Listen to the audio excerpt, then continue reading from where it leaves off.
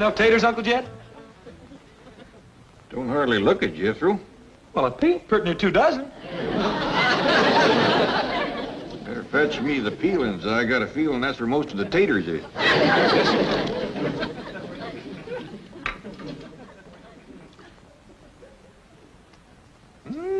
Doggies. How's it taste, Uncle Jed? Pitiful. Maybe them peelings will help. Dump them in.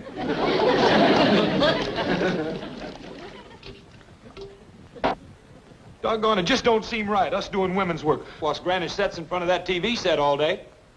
Ever since she found out it wasn't a washing machine, she ain't been more than 3 feet away from it. She's like a young'un with a new toy. Like Elly with her new critter. How come she ain't in her doing this cooking? Jethro, I just don't believe Elly was cut out for fixing victuals. Never forget the time she made that gooseberry pie. Ruined our best goose and a whole bucket of berries. You mean she put together? She did, and it was a mess, I'll tell you. I got her and Skipper out looking for stuff to put in this here. Pa, Skipper found some onions. Onions? Hey, they ought to go dandy in here. Go on, Skipper, give 'em to Pa. Thank you, Skipper. These here Beverly Hills onions ain't got a lot of bite to them. But the tops sure do flower out pretty. Jethro, wash these and drop them in the pot. Tops and all? Yeah, we need all the flavor we can get. Where'd you find them, Elly? Over to the Drysdales. Did you ask the Drysdales, could you borrow some onions? Oh, yes, sir, Pa. Miss Drysdale says go around to the kitchen door and get some from the cook. But Skipper found some on the way, and we didn't have to bother nobody. Fine and dandy. Well, drop them in the pot, Jethro. Don't just stand there sniffing them. Would you like some more? There's a whole big patch of them. A few more might help, Elly. That stew ain't got too much going for it. Come on, Skipper. Let's go pull up some more onions. How's it going, boy?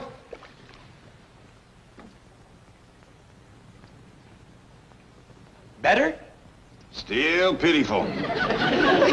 Even these onions ain't doing nothing. We just got to get Granny to help us. You ain't gonna pry her loose from that TV set now. This is the time her favorite is on. You mean that big strapping cowboy star? That's right. Marshal Quirt Manly, 2-gun tamer of the Wild West. Look out, Quirt! Them rustlers are sneaking up behind you, fixing to shoot you in the back. Look out! Ooh, they got you. Ooh, they got you again.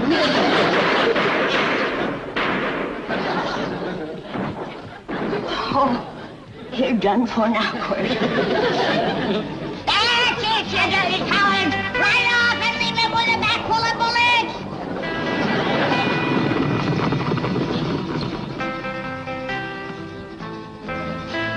Attaboy, Quirt, after him! Get him! Catch him, Quirt! I can tell you where they's headed, Quirt. To town to hide in the saloon. Granny. It won't do you no good to hide in that saloon, you dirty yellow cowards. Quirt will find you. He'll get you. Granny, Shh! Yonder comes Quirt, riding like the wind. That's it. That's where they are. Go get them. It won't do you no good to hide in that saloon. I told Quirt where to look. Say your prayers, yellow bellies. I'm coming in. is he gonna tackle that whole saloon full of bad men all by himself? You betcha. Quirt Manly don't need no help. Even with 30 or 40 bullets in him, he's more than a man for... He's lighting into him.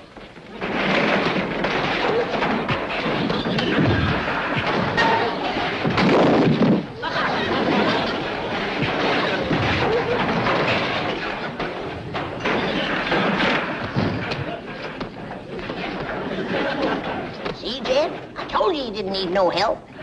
Look at them run, the yellow bellies. He's right smart of a man, all right. Old Quirt chased them clean out of town. Next time, I won't go so easy on you. Yes, sir, Granny.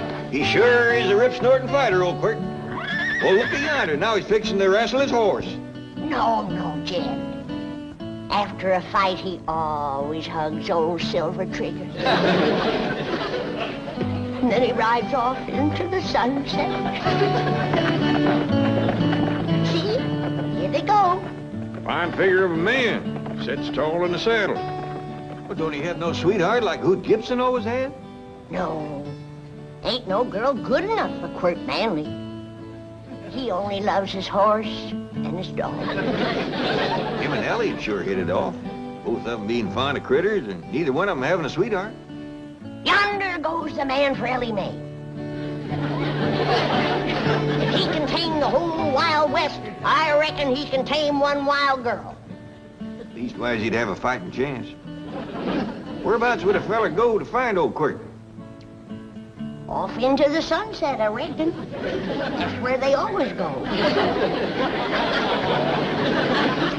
Mighty big place to commence looking. Sorry, Skipper, but you must not uproot Mrs. Drysdale's prize, Bulbocodium vernum. That's the botanical term for daffodil. Now, if you're a good boy, if you're a good boy, Jane has a reward for you. A genuine Quirt Manly cowboy outfit. Bet you like it.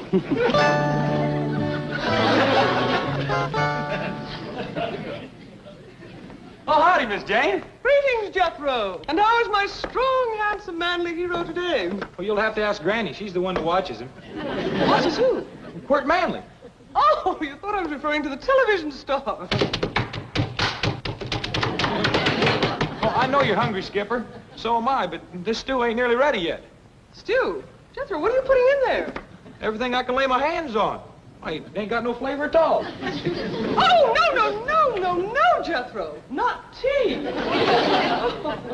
Oh, you poor dear boy. You need a woman to do this kind of work for you. That's a fact. You can say that again. There happens to be such a woman available. I know, but I don't stand much chance with her. Would you like her to take over right now and prepare you a delicious meal? I sure would.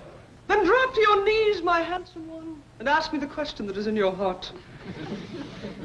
Please, will you go get Granny? Yes! My answer is Granny! Jethro, get up off that floor and stir the stew. Miss Jane, will you stay and have victuals with us, such as he is? Oh, well, yes, but why not let me do... Hey, Skipper! Come on, Skipper, let's swing through the tree. Elly, what are you doing? We's playing ape. Look at here. Elly, no, please, be careful! Sure would like to know where to find that Quirt Manly. Well, if you mean the television star, he lives right here in Beverly Hills. He does? Could we get him to meet up with Elly May? I'm sure Mr. Drysdale could arrange it.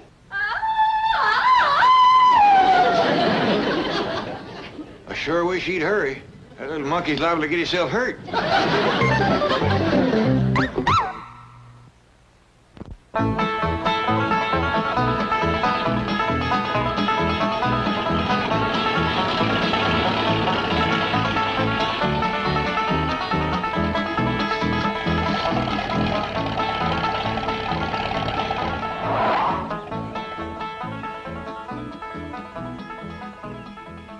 I see you got some victuals.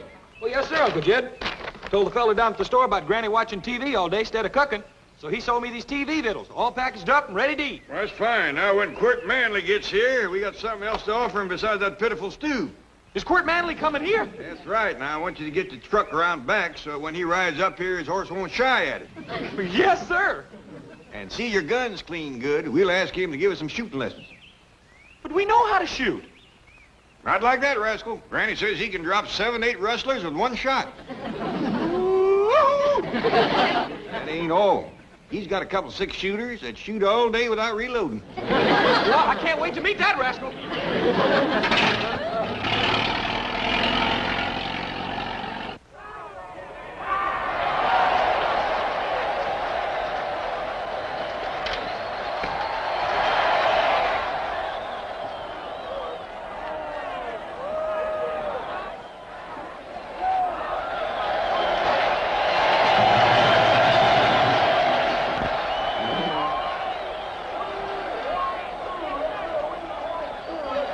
What are they scrapping over, Granny? A little leather pouch, no bigger than that. What's in it? I don't know, but there's 22 men tearing each other apart trying to get it. Mighty big crowd sitting there watching them.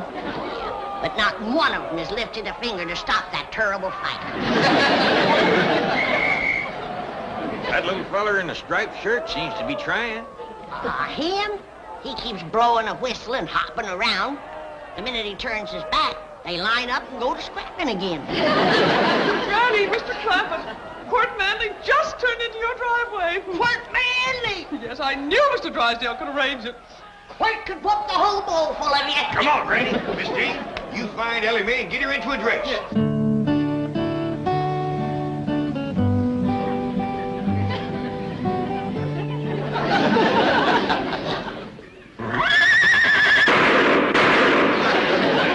That's Quirt, all right. I'd no silver triggers in any place. What about them 2 gunshots? Brace yourself, kid. We're liable to find 30 or 40 rustlers laying out front.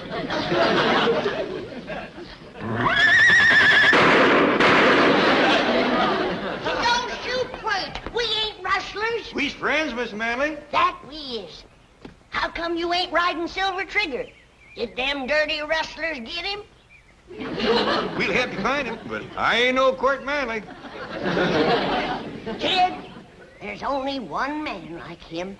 Why, he's the biggest, the bravest, the fightingest, the strongest, the hard-ridingest, and the straight-shootingest man alive.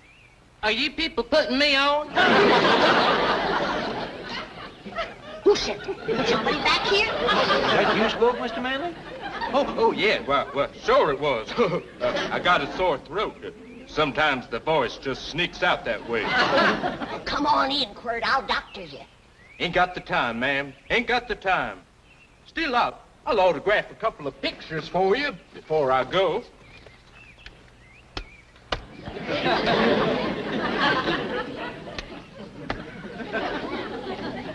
There you are. Well, so long now. I got to be driving off into the sunset. Wait a minute. What about Elly Mae? Elly Mae? Well, sure. There you are.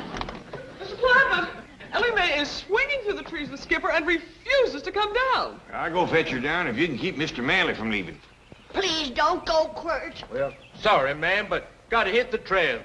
Well, so long, y'all. Hold on there, Mr. Manly. My boss, Mr. Drysdale, has been speaking with your boss, the sponsor, and he wants you to stay here and meet Elly Mae. Oh, well, in that case, I reckon I could spare a couple of moments. Bless you, Quirt. Oh, bless you, Quirt. Elly Mae is the wildest young'un that ever come down from the hills.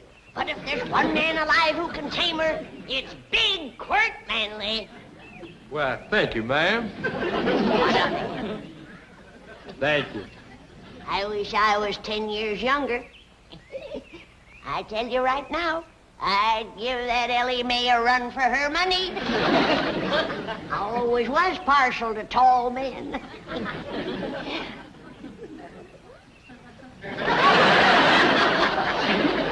Come on, you and me are gonna heft a jug together.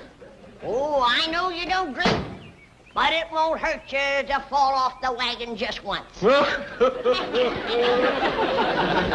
Mae, I don't want no more arguments from you. You get up them back stairs and change into a dress. Well, why can't I wear cowboy clothes like Quirt Manly? Because a man like Manly wants a woman that's womanly now. Jethro, what are you pouring into the stew? Cornmeal. Gives it some body.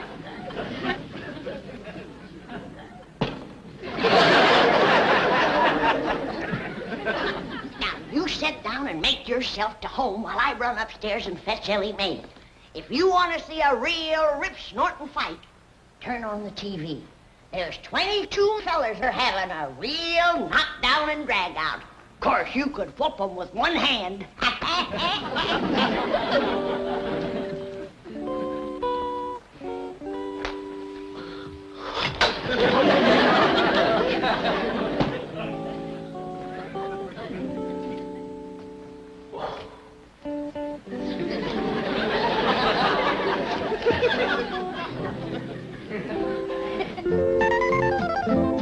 Lovely, Elly Mae.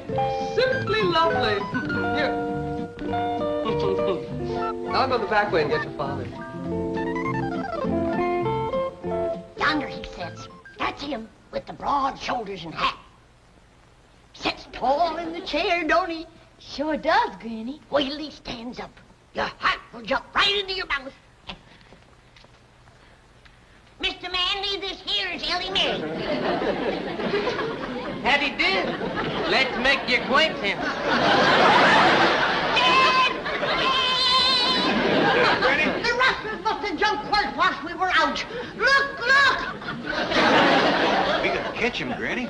They done run off with the best part of it.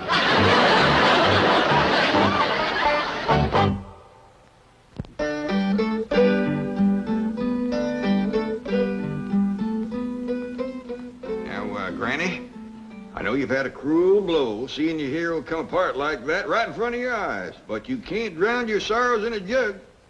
I don't take more than a thimbleful, and you know it. Now, don't fly off at me. By the way, where is your drinking thimble? Right here. Granny, how about we all take a nice ride in the truck? A little fresh air might do you some good after a thimbleful of that rheumatism medicine. I ain't had none of it yet. I don't want to lighten the jug. How come? 'Cause when I find that Quirt Manly, I'm gonna throw it at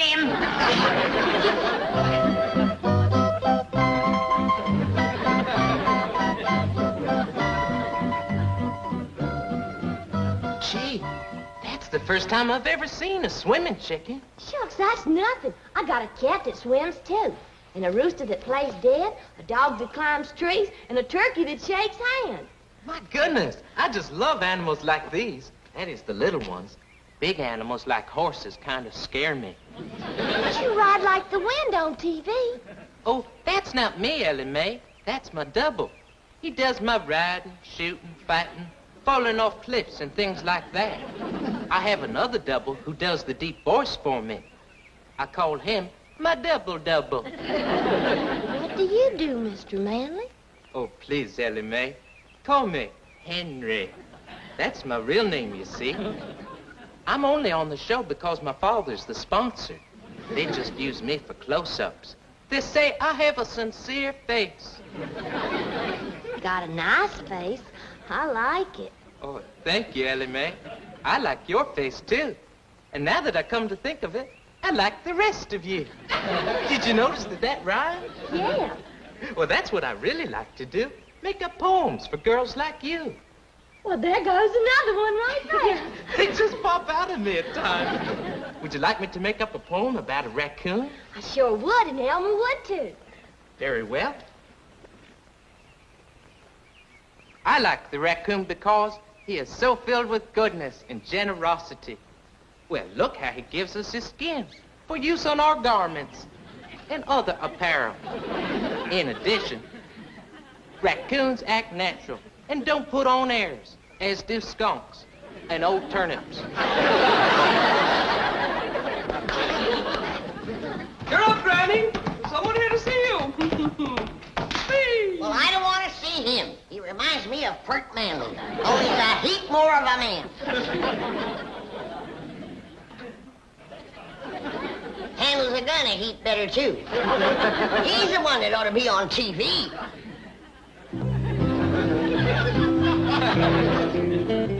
Hi, Elly May. Hey, excuse me, little fella. Can you tell me where I can find Mr. Quirt Manly? I noticed you was toting his hat for him. Well, this here is Quirt Manly, Jethro. Stop joking, Elly May. I'm in a hurry. I want to ask him if I can borrow his pretty car to drive around the block a couple times. Oh, yes, you may, Jethro. The car belongs to my father, so it's all right. Yoo-hoo! Hey, do you think he'd tear me to pieces if I borrowed his hat, too? I can promise you he won't.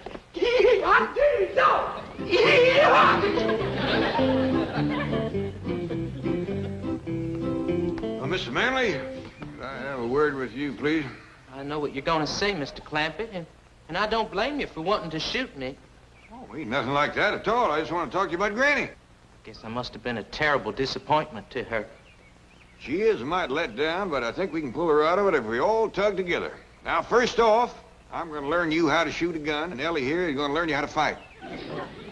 I'm afraid of guns, but I might like learning to fight.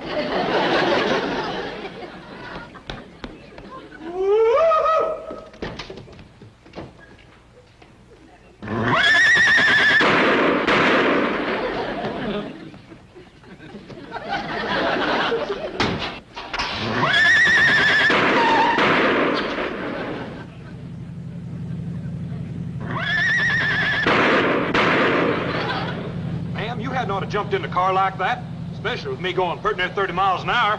I'd do anything to sit next to Quirt Manly. But my name ain't Quirt Manly. Don't think you can fool me. I've seen you on television. And I've dreamed of the day when I could get close enough to throw my arms around you and kiss you. My darling Quirt. But honest, ma'am, my name is... Your name is what? My name is Quirt Manly. Don't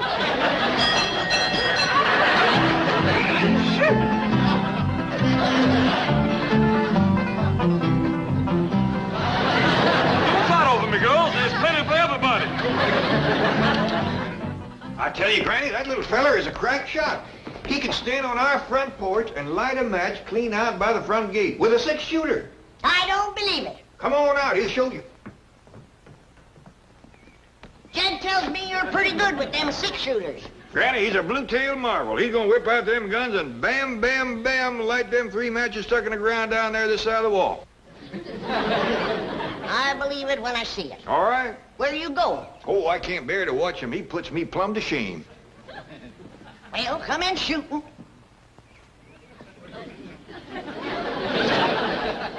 You count to 3, and I'll draw and fire. 1, 2, 3. Well, I gotta admit, that's pretty good. Why, you ain't even drawed your guns, you little faker, you! Granny, hold on! That little sawed-off faker out of here!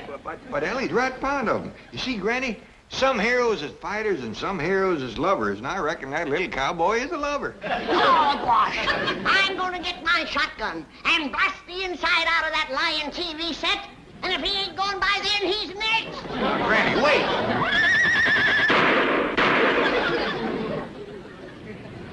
Hey, look at there! Look at what I got! Jethro, where'd you get all these girls? Well, they think I'm a rich TV star. Say, you girls cotton the money. I'll show you how you can divide up that whole roll. He's a little cowboy inside there. All you gotta do is go in there and make a big fuss over him and take on about how cute he is. Will you do it? Sure. Where are we